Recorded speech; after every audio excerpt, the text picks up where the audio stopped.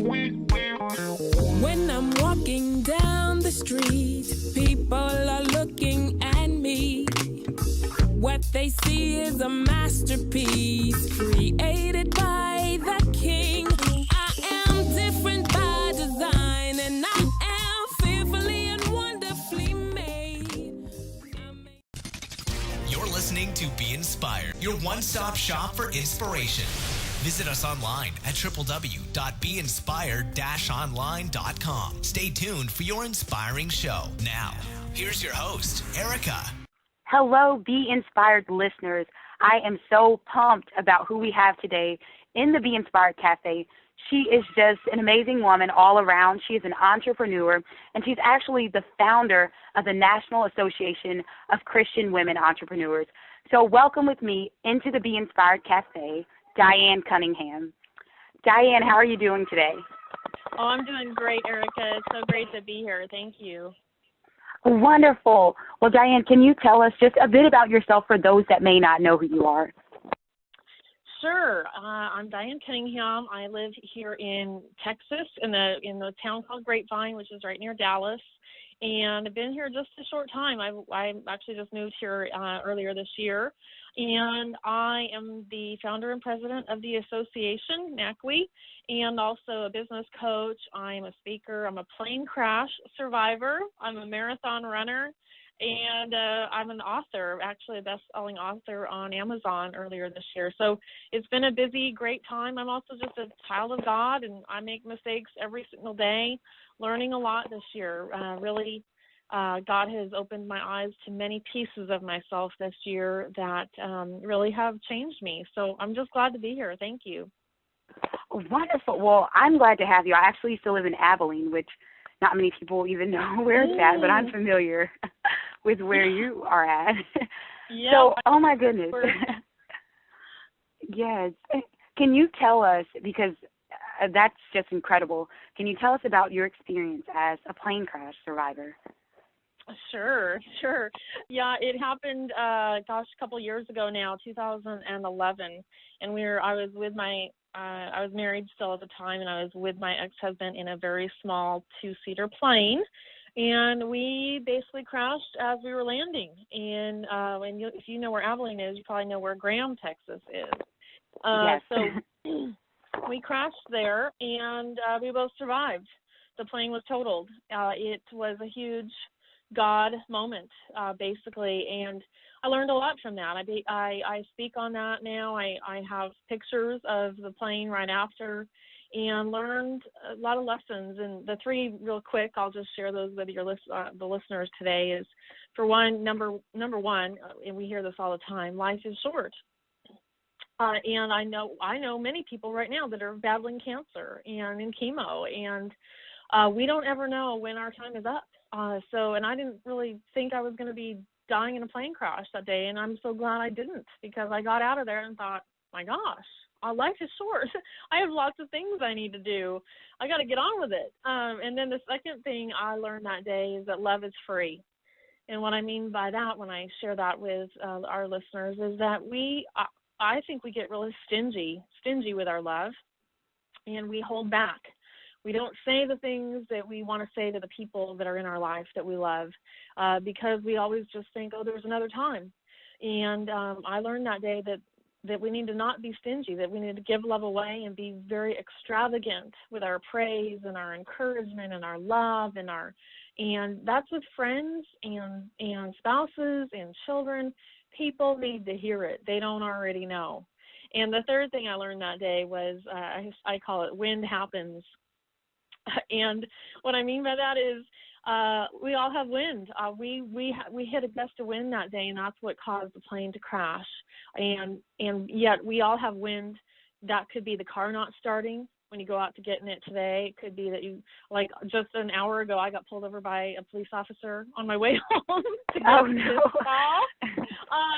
It's just all those little things that go on. You could get a bill in the mail that you weren't expecting. It could a phone call that comes in. It is just that we need to, I know for me, the way I deal with the wind is with God, with my Father. And that is my source.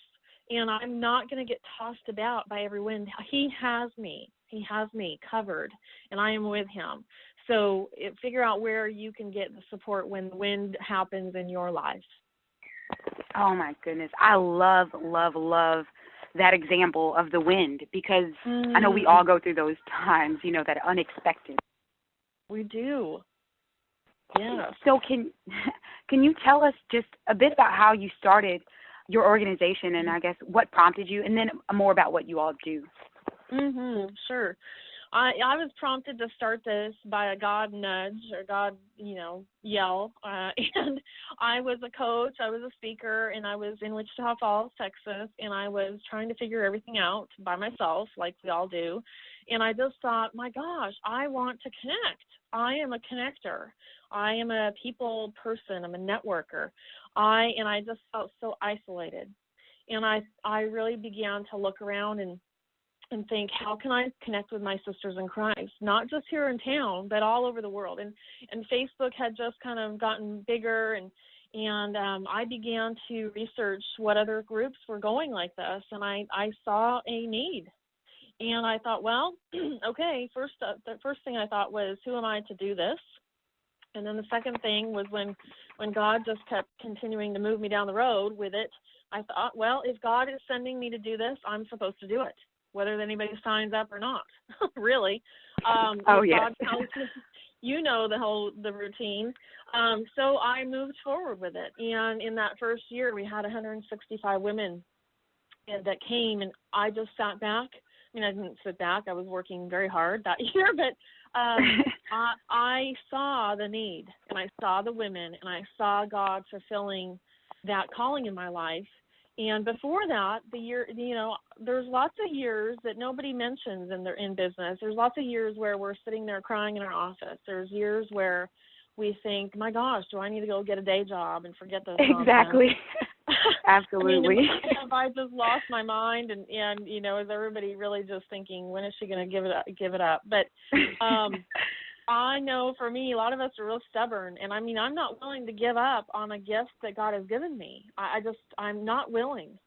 And so all of that to say, Erica, is that's what led me to that inspiration to move forward with what now is almost 3.5 years old. We're going to be turning 4 years old in the spring.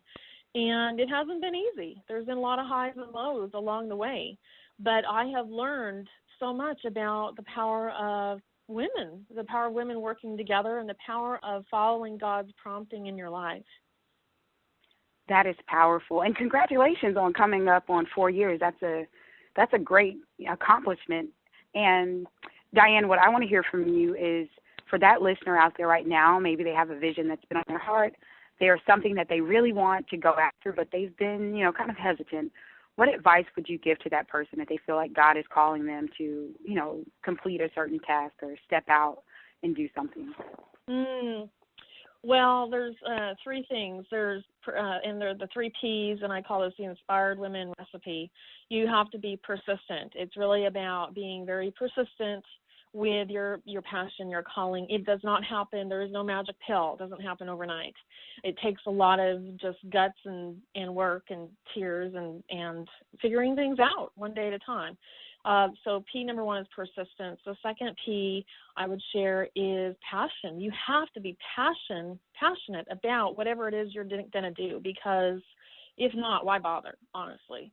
Their life is short, again. And then the third P is people.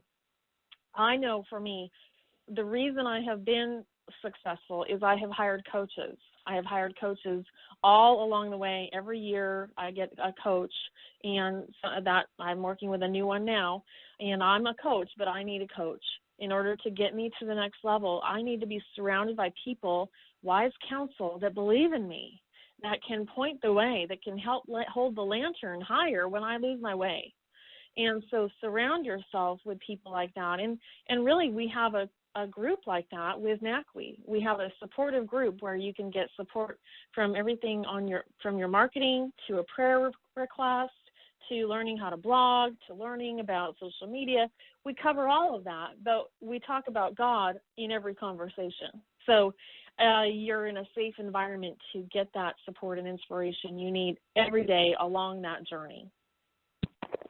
I love what you're saying about getting a coach, though, because oftentimes we overlook how necessary it is to constantly invest in ourselves so that we can, continue to be pulled and to grow. And that's an excellent tip. So the last question that I have for you today, Diane, for those that are listening, they want to get connected to what you're doing. They want to support you. They want to even get their hands on your coaching or any materials that you have. What's the best way for them to get connected? Yeah, the best way to find me right now is really just at my website. It's nacwe.org. Every button, every social media button is there. Email is there. Information about joining us.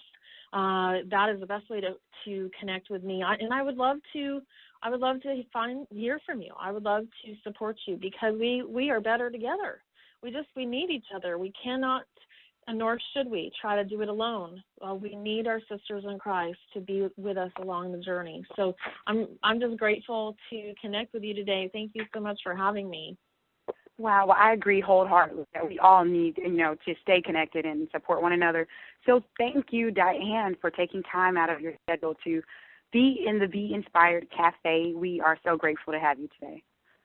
All right, have a great day. When I'm walking down the street.